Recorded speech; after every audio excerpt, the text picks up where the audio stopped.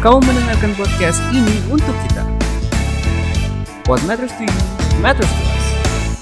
Assalamualaikum warahmatullahi wabarakatuh. Apa kabar teman-teman channel podcast DJPPR pada kali ini? Semoga semuanya dalam keadaan sehat dan bahagia selalu ya. Kita jumpa lagi nih di episode podcast pada kali ini. Kita mau membahas tentang financial planning, khususnya tentang investasi hijau di Green Sukuk. Nah, untuk membahas tentang topik Green Sukuk ini, kita sudah mengundang nih narasumber yang pakar banget di bidang tersebut pastinya ya.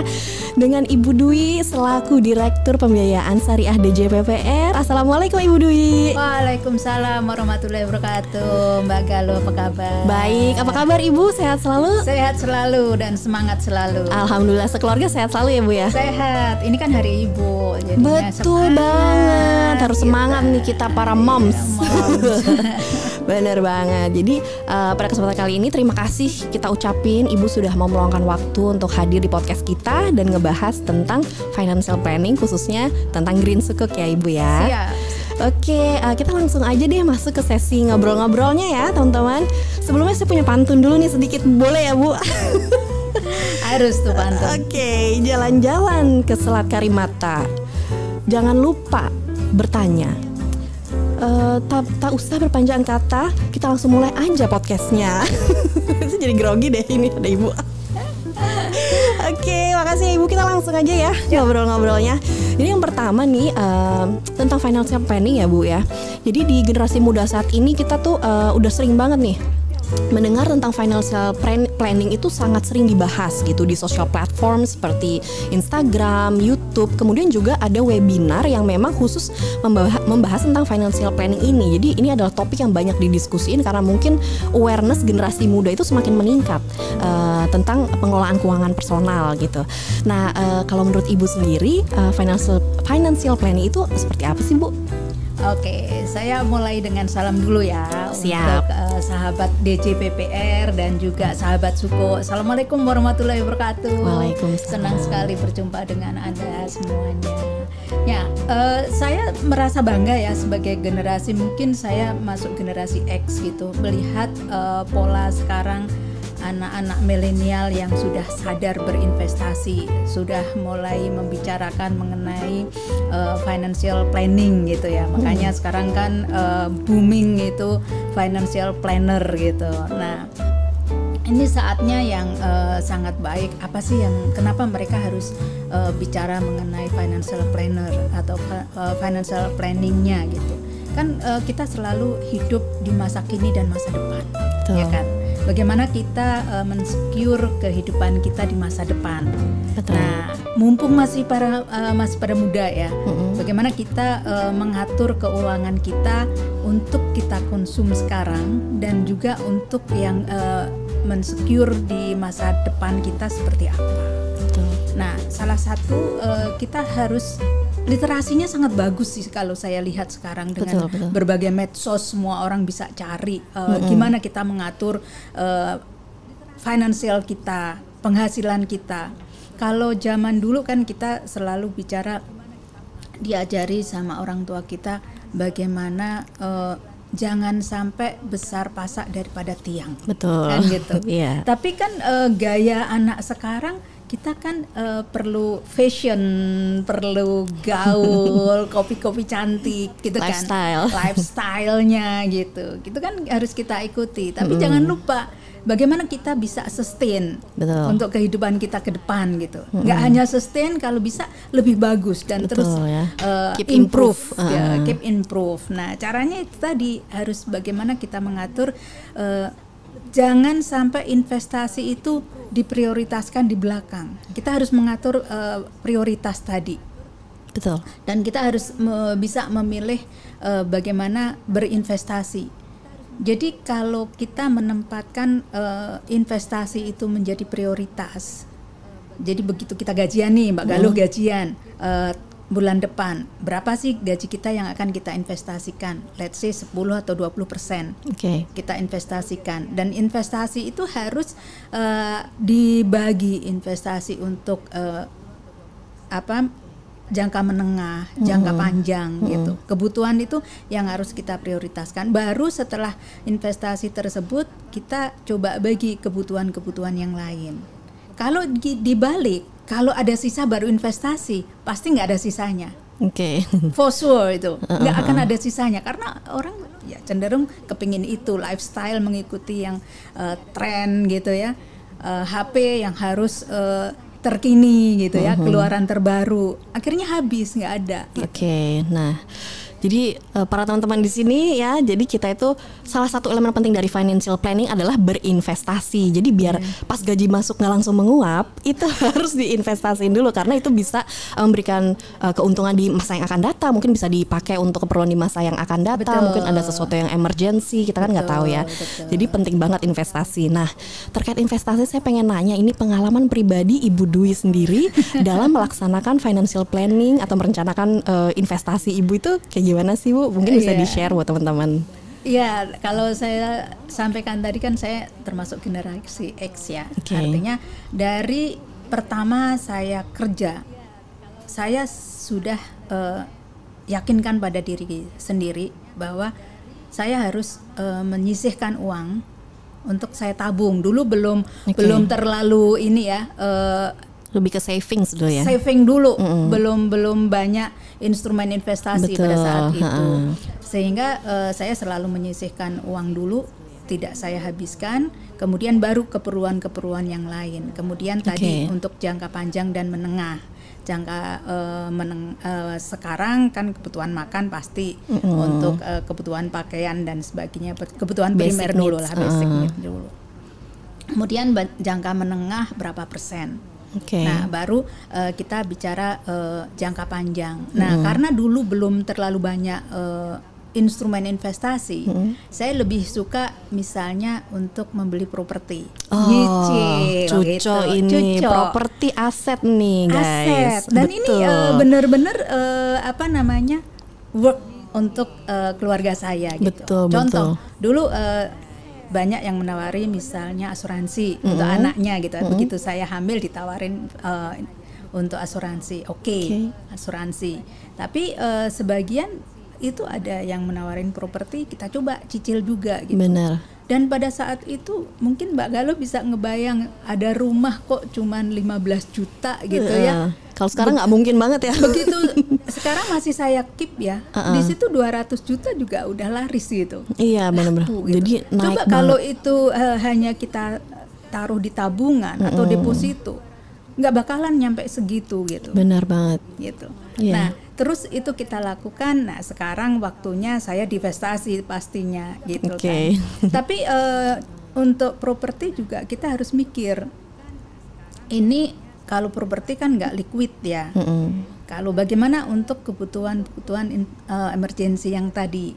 Nah, kebutuhan emergensi kita bisa pilih instrumen-instrumen yang memang liquid. Contohnya SPSN atau SPN tadi yang at any time, yang tentunya yang ini ya, yang tradable ya, itu bisa kita cairkan atau kita bisa jual lebih gitu, liquid. Tapi kalau kebutuhan lebih jangka menengah bisa juga deposito. Kalau deposito sebetulnya lebih ke saving ya, belum terlalu kita bicara mengenai investasi gitu. Nah, sekarang sebetulnya banyak sekali untuk instrumen investasi tadi. Makanya saya seneng banget ngelihat generasi muda sekarang udah keren banget gitu ya. Mereka sudah mikirkan masa ya mereka hidup muda happy gitu kan, tapi tua juga bahagia gitu. Iya, benar-benar financial planning tuh udah pada aware banget nih teman-teman. Nah, ini bisa ditiru nih teman-teman. Jadi investasi itu ada berbagai bentuk. Bisa instrumen keuangan, kalau sekarang udah banyak banget nih inovasi pembiayaan tuh udah banyak banget. Bisa juga aset-aset nih, seperti Ibu Dwi, aset properti. Jadi berbagai bentuk tuh bisa ya kita jadikan berbagai bentuk investasi kan. Properti itu kan nilainya juga di masa yang akan datang itu akan terus meningkat gitu ya. Betul banget. Jadi land, housing itu juga bisa jadi bentuk properti investasi juga gitu ya. Karena kalau misalnya properti itu ya katakanlah rumah ataupun apartemen itu selain harganya terus meningkat, kita bisa sewakan kalau Betul, kita benar. pakai gitu ya. Jadi bisa passive income juga Passive per bulan income, gitu ya. iya, Betul banget. iya. Kos-kosan, kontrakan, apartemen juga bisa disewain ya Bu. Iya, Bener banget iya. itu. Dan yang pasti nilainya naik terus kalau properti itu nggak pernah turun ya Bun. Iya. Benar, itu salah satu alternatif ya. Nah, kalau zaman sekarang ini instrumen keuangan kan udah macam-macam nih ya Bu ya. Anak muda juga aksesnya udah banyak banget nih untuk tahu tentang berbagai instrumen keuangan. Nah, kira-kira tapi buat para newbie yang pengen berinvestasi itu kan biar mereka lebih hati-hati, jangan sampai terkena investasi yang mungkin nggak trusted. Itu kira-kira aspek apa ya Bu yang bisa diperhatikan oleh para newbie investors gitu Bu? Kira-kira apa nih? Ya pastinya kalau kita investasi harus mikirin mengenai risk and return. Benar. Iya kan? Betul. Tapi kebanyakan kalau orang ya sifatnya ya pasti mikirin return dulu, risknya belakangan gitu. Nah ini harus balance nih. Benar. Nanti banyak yang pengen semuanya instan. Dan ini terbukti banyak investasi bodong dan itu terus terjadi gitu kalau kita ikutin di media. Iya, benar banget. Dan korbannya pasti Mbak Galuh nggak nyangka gitu. Banyak juga korbannya orang-orang yang sangat educate people yang gitu mereka ya, Bu, ya? tahu investasi, bahkan ada yang orang benar-benar ngerti nih resiko gitu, tapi ya masih tergiur dengan return yang tinggi tadi. Harus gitu. cermat banget nih berarti. Iya, harus cermat banget. Sebagai contoh misalnya untuk satu instrumen itu untuk investasi kan ada saham, reksadana, ada obligasi, nah termasuk SPN ini gitu. Betul. Ya. Nah kita harus perhatikan mengenai pertama issuernya, penerbitnya itu siapa gitu. Resmi nggak? Resmi nggak gitu. Ada kalau yang di luar government pastinya dari OJK terdaftar nggak. Betul. Kita harus rajin dulu melihat, jangan ikut-ikutan. Misalnya Mbak Galuh nih udah berhasil nih, terbukti cuman percaya aja karena udah temennya Mbak Galuh. Jangan sampai seperti itu. Harus kita lihat ditimbang-timbang ya. Harus kita jangan males untuk check and recheck gitu. Betul ya banget. dari issuernya. Benar. Kemudian yang kedua, kita harus pakai logika juga. Betul.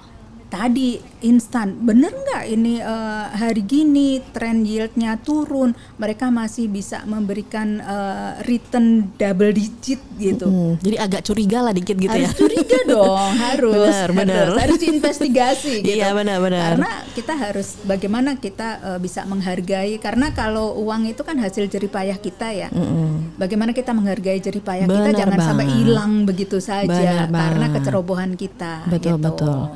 Jadi itu ya aspek-aspek dalam berinvestasi itu kita perlu banget cermat ya. Antara lain risk dan return. Jadi resikonya kita harus perhatiin, return imbal hasilnya gimana, logik nggak gitu ya. Terus sama dia harus legally juga resmi gitu ya Bu ya, biar lebih aman ya. Nah salah satu yang aman tadi Ibu sebutkan ada SBN Retail nih. Nah teman-teman pasti pengen tahu banget dong ya tentang surat berharga negara retail ini. Mungkin Ibu bisa coba elaborasi tentang SBN Retail tuh apa sih Bu? Iya, ini SBN Retail ini adalah surat berharga negara yang diterbitkan oleh pemerintah. Betul. Ya, SBN Retail ini diterbitkan oleh pemerintah dari tahun 2009. Kalau untuk yang SPSN atau suku negara retail. Kalau yang surat utang negara yang bentuknya ORI, ORI itu obligasi retail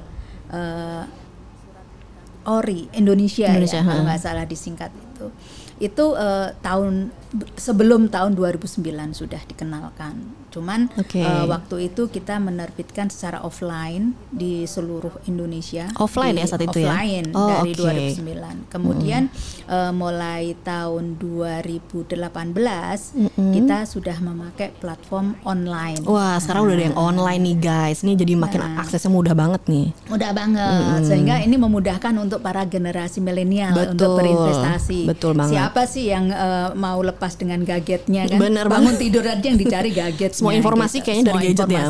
Benar gitu. Nah, kenapa SBN Retail ini menjadi alternatif pilihan yang bagus buat para investor, terutama yang milenial yang baru mulai berinvestasi. Pertama, keamanan. Betul, jadi investasi itu harus kita lihat tadi risk kan, pertimbangan harus risk dan return. Benar. Risknya ini harus aman. Nah, aman tadi kita lihat issuernya siapa. Kalau ini issuernya government. Aman karena dijamin oleh undang-undang. Oke. Masing-masing baik yang ori maupun yang sukuk retail, ada yang seri SPR maupun yang sukuk tabungan, itu dijamin oleh 2 undang-undang. Yang untuk konvensional dijamin oleh Undang-Undang Surat Utang Negara dan Undang-Undang APBN. Untuk yang sukuk itu dijamin oleh Undang-Undang Sukuk Negara atau Undang-Undang SPSN nomor 19 tahun 2008 dan Undang-Undang APBN. Apa yang dibilang dalam undang-undang tersebut, bahwa pemerintah wajib untuk membayar imbalan atau return dan juga pokoknya tepat waktu. Nah, kemudian berikutnya dalam undang-undang SPN tersebut itu diminta pemerintah wajib mengalokasikan dana yang dibutuhkan untuk membayar imbalan dan pokoknya tadi dalam undang-undang APBN setiap tahunnya. Terjamin jadi banget. Terjamin gitu, pasti aman. Kemudian masih banyak keuntungan-keuntungan yang lain. Misalnya bicara mengenai pajak. Pajak untuk SPN retail itu hanya 10%. Kalau di-compare dengan yang deposito misalnya, deposito 20%. Kompetitif banget nih. Iya. Kemudian kalau untuk imbalan sangat kompetitif sekali. Betul. Ya. Kenapa pemerintah memberikan semacam premium untuk investasi di SPN ini? Karena ada goal yang memang ingin disampaikan oleh pemerintah kepada masyarakat. Bagaimana kita mengajak masyarakat itu shifting dari saving oriented ke investment oriented. Benar banget. Iya, jadi di sini kita lihat ya, apalagi dengan sudah online ya, bisa pembelian SBN ini pasti banyak generasi milenial yang minatnya juga semakin tinggi dan semakin mudah aksesnya. Dan diharapkan juga ini bisa mendorong percepatan adanya pergeseran nih dari saving society menjadi investment society. Khususnya di era zaman sekarang ini ya, teknologi tuh udah mudah banget gitu ya. Jadi kita nih bisa menuju kebebasan finansial juga lebih mudah gitu ya. Benar banget. Jadi kalau lagi iseng-iseng oh biasanya belanja online gitu. Oh makanan, nanti bikin saya nggak sehat nih, orang gemuk. Terus lihat lagi fashion, saya sekarang kan lagi nggak keluar, lemari udah penuh. Saya nggak perlu banyak baju nih. Sekarang berarti bulan ini saya bisa saving. Nah, nanti kita bisa belanja surat berharga ya, Bu. Nah, belanjanya ke surat berharga kita belanja gitu. Belanjanya surat berharga. Gitu. Tapi yang ada imbal hasilnya buat in the future gitu kan. Bener banget. Jadi nggak menguap gitu aja, gengs. Gaji kita gitu. Nah, ini karena berarti banyak inovasi nih ya, Bu, untuk pembiayaan SBN ini. Mungkin Ibu bisa jelasin inovasi apa aja sih nih, Bu, yang diluncurkan pemerintah untuk SBN ini? Ya, kalau SBN ini benar-benar pemerintah ini membuat inovasi yang luar biasa. Dari tahun 2009 kita menerbitkan yang tadi SBN retail yang konvensional namanya ORI sama SPR, yang untuk suku namanya sukuk retail dan sukuk tabungan. Untuk ORI dan sukuk retail itu yang tradable, biasanya tenornya 3 tahun. Kemudian kalau yang sukuk tabungan sama SPR, saving bond retail, itu yang non tradable, tenornya cuma 2 tahun. Dan yang terakhir kemarin kita juga masuk ke investasi sosial. Yang namanya cash wakafling suku. CWLS itu ya. CWLS, iya. Nah, ini kelebihannya instrumen SBN ini termasuk CWLS itu dibanding dengan instrumen yang lain. Kita tidak hanya mendapatkan keuntungan return yang pastinya untuk pribadi gitu ya. Tapi kita juga bisa ikut berpartisipasi langsung membangun negeri. Ini kelebihannya. Benar-benar. Bayangin Mbak Galuh, dulu mungkin pasti cuma cerita aja ya, dari pejuang-pejuang kita ya, nenek moyang kita waktu bagaimana memperjuangkan kemerdekaan Indonesia. Mereka keluar dari rumah membawa bambu runcing, tapi dengan doa yang ada di rumah belum tentu mereka kembali ke rumah masih membawa nyawa karena perjuangan. Nah sekarang kita juga masih bisa berjuang seperti itu, tapi ikut membangun bangsa. Tapi dengan cara berinvestasi di SBN Surat yang berharga negara diterbitkan oleh pemerintah. Keuntungannya dia mendapatkan keuntungan pribadi, tapi juga bisa langsung membangun negeri, berkontribusi dan berkontribusi. Dan kontribusinya tersebut juga dinikmati oleh masyarakat sendiri, termasuk generasi milenial tadi. Benar, jadi impactful banget ini ya. Impactful. Benar. Oke, jadi di surat berharga negara ini kita bisa ikutan berkontribusi untuk membangun negeri. Betul. Ya. Kemudian inovasi pembiayaan lain tuh saya dengar ada yang ada green-greennya itu ya Bu ya. Jadi green sukuk nih. Menurut saya nih isu climate change itu lagi di up banget, lagi hype banget khususnya di kancah global juga di kancah domestik gitu. Dan Indonesia juga dipandang memiliki potensi strategis untuk berkontribusi memitigasi dampak perubahan iklim tersebut. Mungkin salah satunya pemerintah merespon dengan menerbitkan sukuk atau surat berharga yang peduli lingkungan, yang green gitu ya Bu ya. Mungkin teman-teman investor pasti pada penasaran banget nih green sukuk tuh apa sih Bu, mungkin bisa dijelasin. Iya. Green sukuk ini luar biasa, inovasi yang luar biasa yang diterbitkan oleh pemerintah sejak tahun 2018.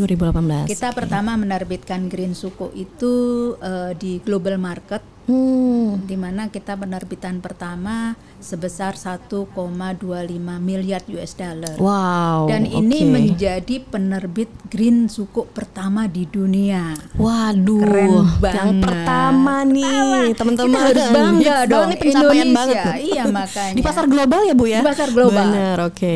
Dan itu kita terus melakukan setiap tahunnya di 2019, 2020, 2021. Nah, mungkin pertanyaannya apa sih bedanya green sukuk dengan yang regular sukuk gitu kan, atau SPSN, green SPSN. Kalau biasanya kita nyebutin green sukuk ya, SPSN sama sukuk itu sama, nama yang sama, surat berharga syariah negara atau sukuk negara. Nah, kalau di global kita lebih dikenal dengan sukuk, bukan SPSN ya. Nah, di sini green sukuk ini yang membedakan dengan regular sukuk itu ada beberapa hal. Pertama dari sebelum penerbitan, pre-issuance namanya, itu kita harus membuat namanya green framework. Oh, ada green framework. Green framework itu untuk apa sih? Untuk guidance bahwa kita dalam penerbitan green sukuk itu memastikan 100% dari proceed hasil penerbitan tadi harus digunakan untuk pembiayaan proyek-proyek green eligible project atau proyek yang ramah lingkungan. Iya, jadi ada kriteria tertentu. Ada kriteria, benar-benar. Dan kriteria itu kita memiliki ada 9 eligible green sector. Salah satunya renewable energy atau energi baru terbarukan. Kemudian ada untuk sustainable transportasi. Ada waste management. Dan ada green building dan ada green tourism.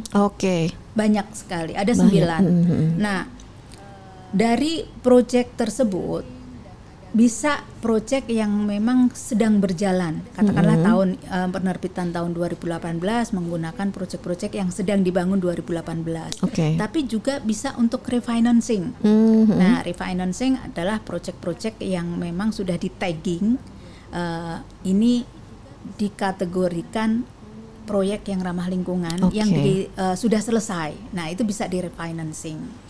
Nah, kemudian setelah kita memastikan 100% masuk atau digunakan untuk pembiayaan proyek hijau tadi, dalam green framework tadi ada harus dipastikan bagaimana proses penentuan bahwa ini adalah eligible green project. Nah, pemerintah membuat namanya budget tagging. Budget tagging ya. Budget yang sudah dikeluarkan oleh APBN itu di tagging di kementerian-kementerian itu. Dia green project. Ini gitu project ya? Green apa enggak gitu. Kemudian kita ada pilar. Itu sebetulnya ada 4 pilar. Yang pertama penggunaan proceednya tadi, yang kedua untuk proses taggingnya tadi, pemilihan projectnya, kemudian yang ketiga pilarnya adalah bagaimana mekanisme penyaluran dananya tadi. Oke. Harus bisa di-trace. Jangan cuman ini proyeknya di sini, tapi penyaluran dananya nggak bisa di-trace. Nah, kita akan menggunakan mekanisme APBN. Nah, yang keempat, pilar keempat ini yang paling berat nih. Oh, ini gitu. yang nggak Apa tuh, dilakukan. Bu? Yang keempat pilar ini tidak dilakukan untuk penerbitan yang regular suku. Kalau gitu. regular suku begitu terbitkan sudah gitu ya, nggak perlu ada green framework, nggak ada perlu Kriteria. project yang berkriteria green dan sebagainya. Yang keempat ini tugas yang sangat berat dan ini menjadi reputasi Republik gitu. Yaitu kita harus membuat namanya Green Impact Report. Oh, harus ada reportnya. Impact-nya. Oh, Nggak ada cuman impact. nggak sekedar report. Benar. Kalau report oke, sudah kita kerjakan, udah disalurkan ke project green, tapi impact-nya untuk menurunkan emisi karbon tadi seberapa? Oke, Harus jadi ini bisa harus dihitung. impactful ya. Ini impact investing khususnya ke Betul. environment ya, Bu ya. Iya. Benar-benar. Dan itu Oke. tidak aja ke environment, nanti kedepannya juga harus dihitung impact sosialnya seperti Wow, apa, jadi luas impact banget. ekonominya seperti apa, itu harus dihitung. Benar. Dan itu alhamdulillah kita setahun setelah penerbitan 2018 Oke. itu kita sudah bisa memprovide Green Impact Report tadi. Dan Green Impact Report tadi waktu menyusun nggak mudah. Kenapa? Karena kita harus berkoordinasi, pemerintah melalui Kementerian Keuangan yang menerbitkan, ya kan? Kemudian proyek tadi yang mengelola adalah kementerian dan lembaga. Benar ya, Kita tersebar kan di beberapa kementerian betul, ya dan untuk kita harus pelaksanaannya. dengan mereka berkoordinasi Koordinasi, dengan baik. betul. Nanti mereka akan tanya, ini apa nih keuntungan saya harus membuat report? Sementara penerbitannya ada di Kementerian Keuangan. Kalau itu tidak ada komitmen yang besar dari semua pihak atau stakeholders tadi, nggak mungkin itu bisa terjadi. Nah, kita harus mengatur strategi bagaimana kita bisa memprovide impact report ini annually. Oke, Tepat annually, waktu. jadi tiap tahun ya, Bu ya. Dan tepat waktu. Itu gimana caranya? Nah, itu kita coba bangun awareness dan komitmen dengan cara kita awali dengan high level meeting. Kita undang nih dirjen-dirjen yang ini ada menangani project prosesnya nih tadi. dari high level meeting dulu nih. Nanti high level meeting kita sampaikan nih adalah kewajiban Republik dan ini reputasi Republik, bukan reputasinya Kementerian Keuangan sebagai issuer gitu. Akhirnya kita buat high level meeting. Bagaimana di level teknis untuk membangun awareness? Ya, mereka kita buatkan in-house training, kita hadirkan. trainingnya ya. Kita kebetulan dibantu oleh UNDP dan juga World Bank dan juga investment bank yang membantu kita penerbitan atau penjualan global suku. Nah, itu kita ajak kerja bareng untuk menyiapkan semuanya.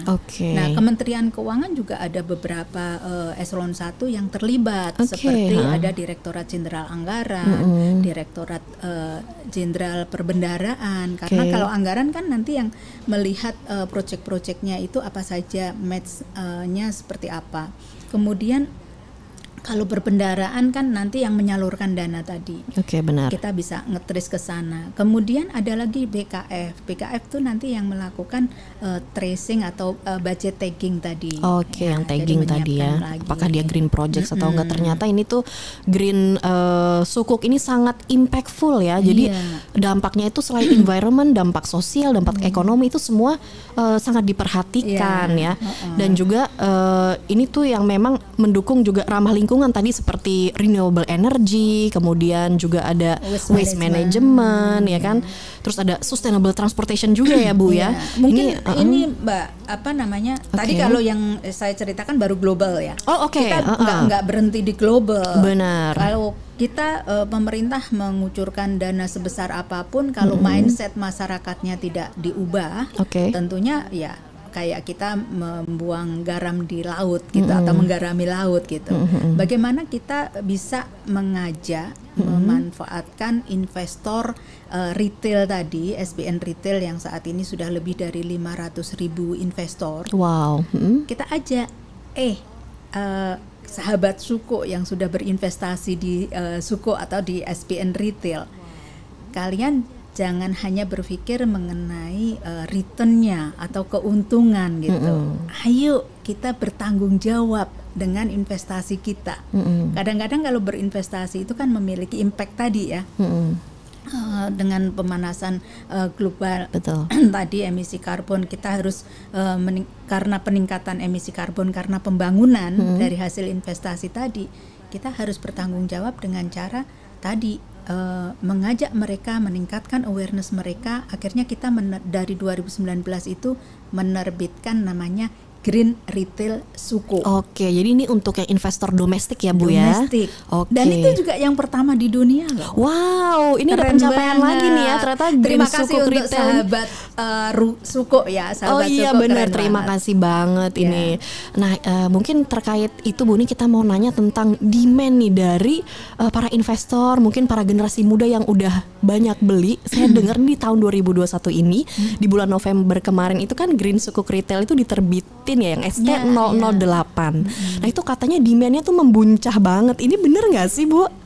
Ya, sebelum ke situ saya ingin memberikan salah satu contoh nyata Oke. project ya, Oh project iya Green silakan. Suko. Benar. Itu kemarin kami mendampingi Pak Wamen melakukan peninjauan dari project, salah satu green project yang ada di Bali di daerah Badung, namanya Tukat Mati. Itu pengendali banjir. Oke. Tukat Mati yang dia mengendalikan banjir di berbagai wilayah wisata untuk wisatawan internasional. Oke. Seperti Legian, Seminyak, kenal kan Kuta Iya gitu. dong. Nah, itu dulu areanya selalu banjir. Oh gitu Bu ya? Dan kita tahu kalau wisatawan, terutama wisatawan asing maupun domestik, itu kebanyakan kan di akhir-akhir tahun liburan sebelum masa pandemi ya, waktu itu kan datang ke Iya sana. benar.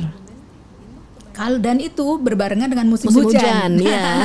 Nah kalau pasti banjir, itu kan pasti mereka nggak akan nyaman dan benar. mereka nggak mau datang lagi. Iya, gitu. benar. Nah dengan adanya pengendalian banjir itu yang dibiayain dengan Green Suko, nih para sahabat Suko ya, sudah ada bukti nyatanya nih, Iya salah nih, satunya projectnya nih ya, projectnya. di Bali. Nah itu ternyata areanya itu dekat dengan bandara. Oh gitu. Ngurah Rai.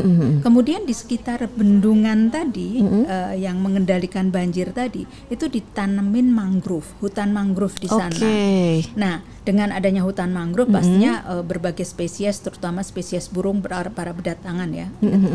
Nah, cantiknya lagi pada saat kami mendampingin Pak Wamen bersama Pak Dirjen tentunya, itu pas kita lagi acara, Pak Wamen lagi memberikan sambutan gitu ya, pengarahan gitu, arahan, itu ada pesawat tuh langsung turun dari lagi mau landing, kayak tenggelam di hutan mangrove Oh gitu. gitu ya. Oke. Indah banget ini, tuh. Ini tidak hanya pemandangan yang indah, itu Pak Wamen menceritakan sesuatu yang luar biasa yang kadang-kadang di luar pemikiran kita ya. Apa tuh Bu? Kan kita tahu pesawat itu membawa wisatawan baik domestik maupun internasional. Kemudian apa sih dampak dari pesawat landing keluar masuk di bandara itu? Pasti mereka akan mengeluarkan emisi karbon, Benar, CO2 ya dari kan? pesawat itu ya. Nah, tapi CO2 itu langsung ditangkap oleh hutan mangrove tadi. Oh oke. Jadi tetap green. Mengurangi Udaranya polusi tetap udara segar. nih ya. Betul. Tapi wisatawan tadi akan menghasilkan devisa kalau untuk yang asing dan pastinya akan menumbuhkan ekonomi di daerah Benar Bali banget. tersebut. Iya, ya jadi kan? ekonomi growth juga boost gitu Dan ya. kenapa wisatawan masih senang datang ke sana? Karena mereka nyaman, banjirnya dikendalikan oleh Project Green Suko tadi. Oke, jadi Kan akhirnya ekonomi tumbuh, impactnya luar biasa. impactnya gede banget dari Green Sukuk ini. Contohnya di Bali itu ya Bu Iya, ya. itu Kita udah juga kelihatan dapat nyata. greennya, pohon-pohon bisa mengurangi polusi udara. Terus juga local economic growth di sekitar situ juga Iya, meningkat. Jadi memang impactnya nih impactful Betul. banget.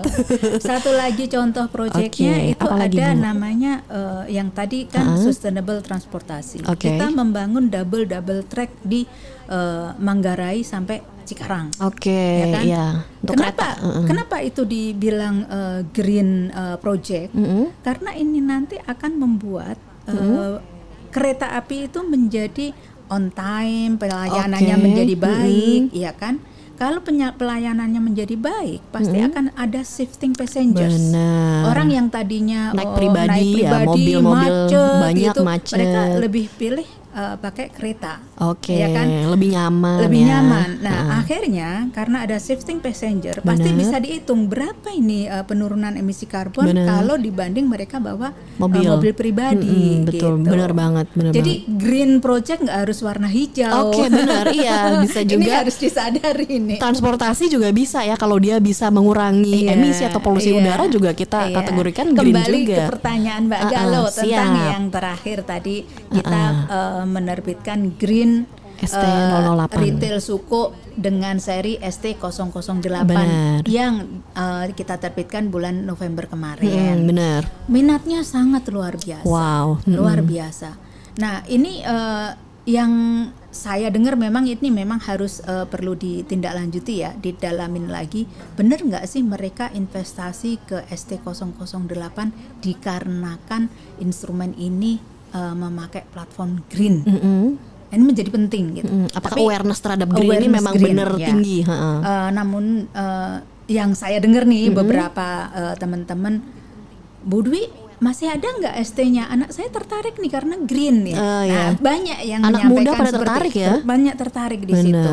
Nah, kalau mengenai minat tadi mereka memang saat ini lagi over liquidity ya, likuiditasnya cukup ample di market karena mereka nggak bisa kemana-mana, spendingnya terhambat, mereka ada uang yang lebih yang bisa diinvestasikan. Nah, karena memang mereka juga banyak sudah menyadari investasi di SBN ini cukup aman dan bagus untuk returnnya. Kemarin contohnya kita memiliki masa penawaran 17 hari, tanggal 1 sampai 17 November. Ya. Kemudian itu kebetulan kita launching hari Senin, tanggal 1-nya. Kita target hanya 5 triliun. Kita nggak bisa upsize karena ini sudah di akhir tahun dan memang kebutuhan APBN sudah terpenuhi. Makanya kemarin Pak Denny bilang lelang 6 kali di stop karena memang sudah terpenuhi. Benar.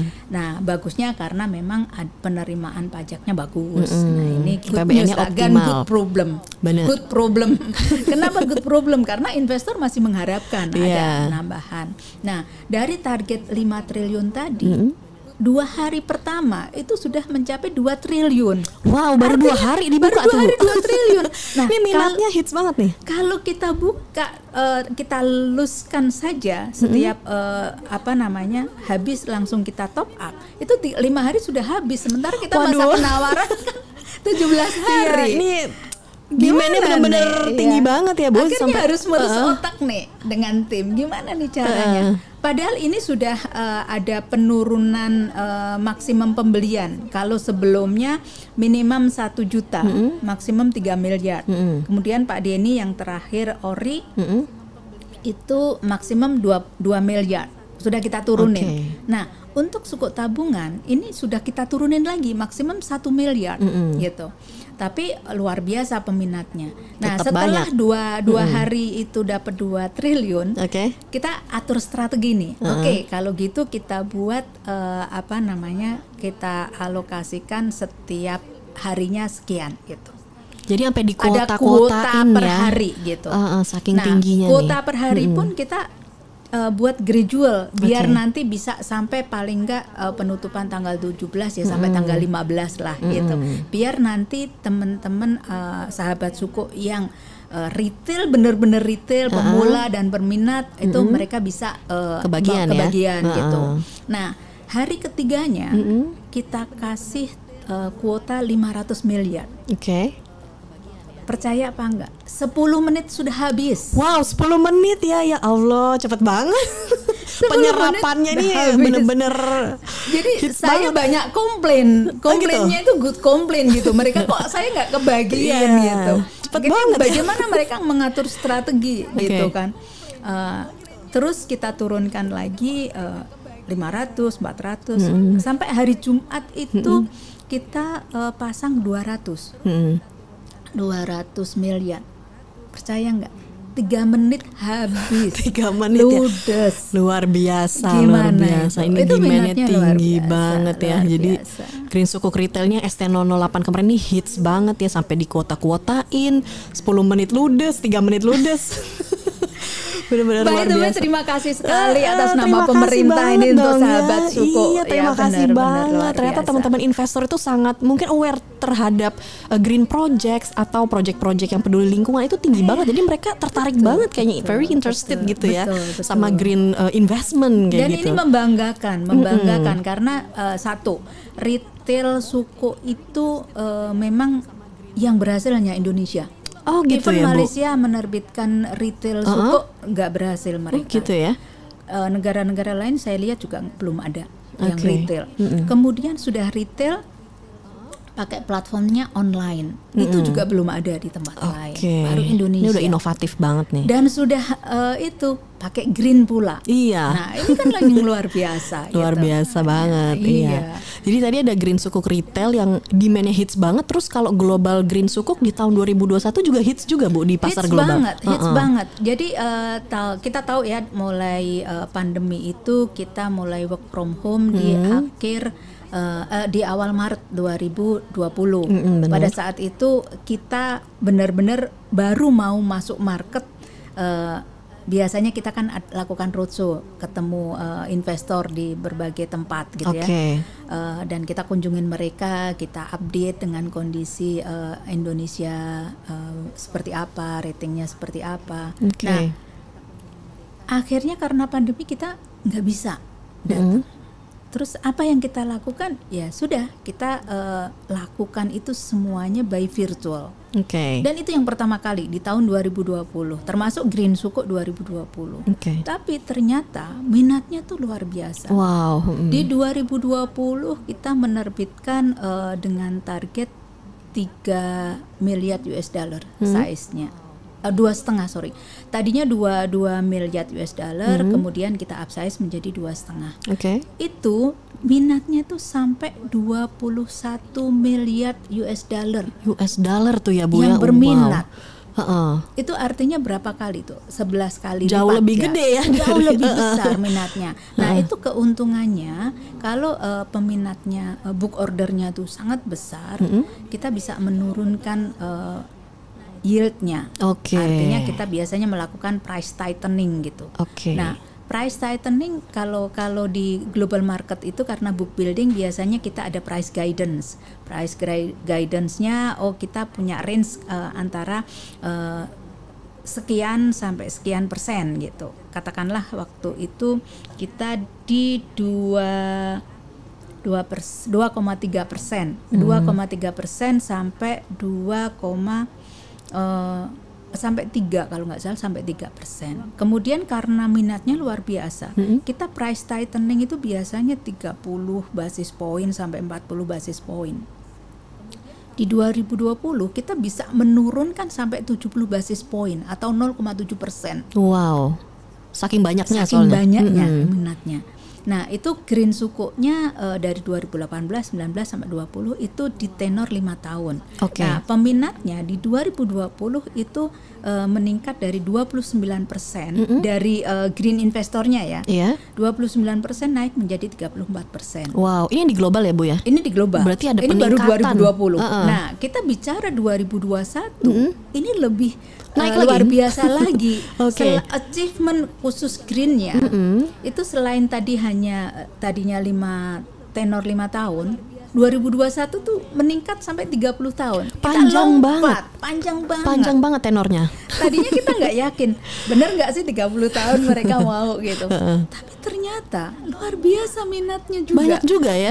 Dengan tenor 30 tahun itu ya. Iya. Dan kalau kita lihat statistiknya, itu minat dari green investornya itu sampai 57%. Dari yang tadinya hanya 29 naik 34 menjadi 57%. Makin naik terus ya. Naik terus. Itu salah satu faktornya adalah ini menunjukkan bahwa investor green itu sudah sangat percaya dengan green sukuknya Indonesia. Karena Indonesia setelah memprovide kebutuhan mereka, yaitu kita menyampaikan report kita, Green Impact Report. Dan Green Impact Report itu tidak sembarangan. Setelah kita buat, sebelum kita rilis itu diaudit oleh auditor independen. Oke. Nah, ini yang membuat investor green itu semakin percaya, semakin confidence untuk invest di sukuk kita. Wow, ternyata nggak cuma green sukuk retail di domestik, tapi di global juga pencapaiannya hits banget ya. Hits banget. Terus yang tenor 30 tahun itu kan panjang banget ya. Ternyata demandnya juga high banget, dan itu Yang juga jelas saya udah pensiun, Pak. 30 tahun tuh tahun kapan tuh ya Bu? Dari tahun 2021. Dan itu penerbitan tenor 30 tahun untuk global green sukuk pertama kali juga dari Indonesia tuh ya Bu ya. Iya. Jadi di kancah global juga demandnya sangat tinggi banget nih. Jadi emang awareness terhadap green elemen dari investasi itu emang udah pada concern banget nih. Makanya mungkin minatnya sangat tinggi gitu ya. Nah, selanjutnya nih Bu, pasti teman-teman di sini yang pemirsa nih udah kayak penasaran banget kira-kira di tahun 2022 nih, tahun depan rencana penerbitan SBN Retail nih, Ibu bisa kasih kisi-kisi nggak sih? Mungkin udah pada mau siap-siap nih, pada mau nyatet nih kira-kira kapan ya diterbitin lagi tahun depan. Mungkin ada nggak nih Ibu kisi-kisi tahun depan tuh kapan nih SBN Retail? Kita tahun depan masih sama dengan tahun 2021 ya. Kita akan menerbitkan yang tradable 2 kali, non tradable 2 kali untuk masing-masing untuk sukuk sama ori ya. Sorry, untuk yang tradable untuk sukuk 2 kali, untuk yang sun 2 kali berarti 4 kali. Kemudian yang non tradable masing-masing 1 kali berarti 6 kali. Dan masih ada tambah lagi 1 CWLS. Nah, yang pertama ini di bulan Februari ini ori. Ori. Catat ya teman-teman. Siap-siap nih. Kemudian Maret itu sukuk retail. Sukuk retail. Kemudian biasanya kita ambil bulan puasa Ramadan itu April kan. April itu kita akan menerbitkan cash wakaf link sukuk. April CWLS. Jadi waktunya kita berinvestasi akhirat. Benar. Gitu, mencari amal jariah. Impactful. Jadi kalau investasi yang bukan CWLS kita nikmatin di dunia, tapi kalau kita CWLS investasinya kita akan mendapatkan keuntungannya itu kita nikmati pada saat kita di kehidupan abadi. Iya, insya Allah berpahala ya Bu ya. Kemudian di bulan Juli ya, di bulan Juli itu FBR, di bulan September itu sukuk retail lagi. Kemudian di Oktober itu ori lagi. Kemudian yang kembali ke green sukuk lagi. Ini yang udah penasaran itu di banget November. Nih. Nah, siap-siap November tahun depan yang pengen di green sukuk nih, kayaknya siap-siap nih ya November guys. Aduh makasih loh Bu dikasih kisi-kisinya nih, pasti udah pada nyatet. Bulan ini saya mau beli bulan ini. Gitu nih ya teman-teman ya, semoga informasinya bermanfaat ya. Nah, kita udah mulai sampai di penghujung acara nih ngobrol-ngobrolnya. Terima kasih banyak Ibu sudah hadir.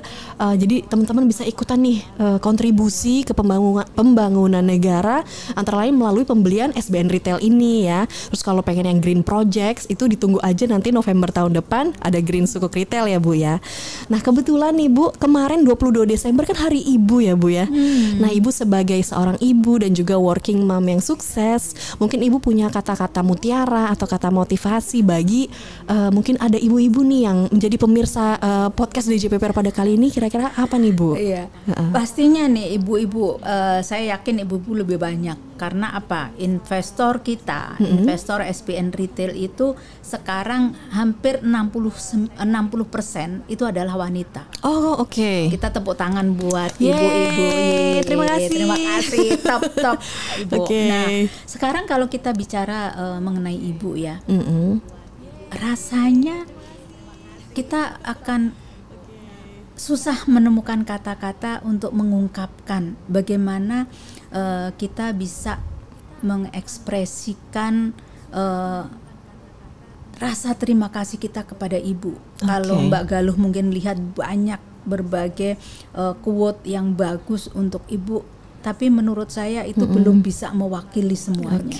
Karena ibu itu selalu punya waktu, punya tenaga ekstra untuk kita dari mulai kita di dalam kandungan ibu sampai sekarang pun saya sudah punya cucu, ibu saya itu masih selalu ada waktu untuk saya. Waduh, saya luar masih biasa. sebagai anak. Benar. Gitu ya.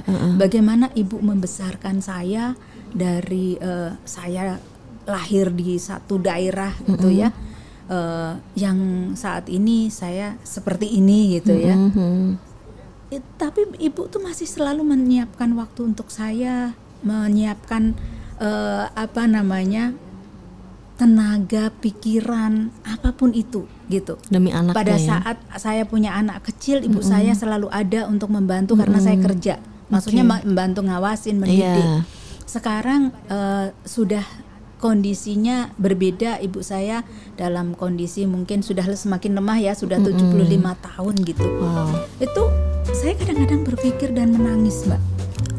Begitu ibu selalu ada buat saya, waktunya untuk saya. Tapi begitu ibu butuh saya selalu masih rapat, masih ini masih ada agenda ini. Apalagi di bulan Desember Naru ini kita nggak boleh keluar kota, Pak Dirjen. Mungkin didengarkan Bapak Ibu.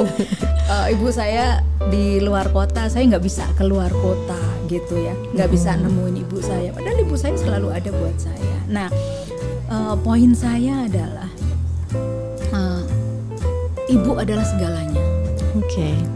Sebagai anak kita jangan sampai lupa. Benar. Paling tidak selalu mendoakan untuk ibu kita. Benar banget. Kasih sayang ibu sepanjang jalan. Jadi kita harus selalu hormat dan juga harus selalu mendoakan. Benar banget, jadi ibu itu superhero di kehidupan nyata, teman-teman. Mereka terus meluangkan waktu buat kita, apapun demi kita terus bertumbuh gitu ya, demi kita bahagia. Betul. Saya jadi ingin menitikkan air mata mendengar kata-kata mutiara dari Ibu Dwi.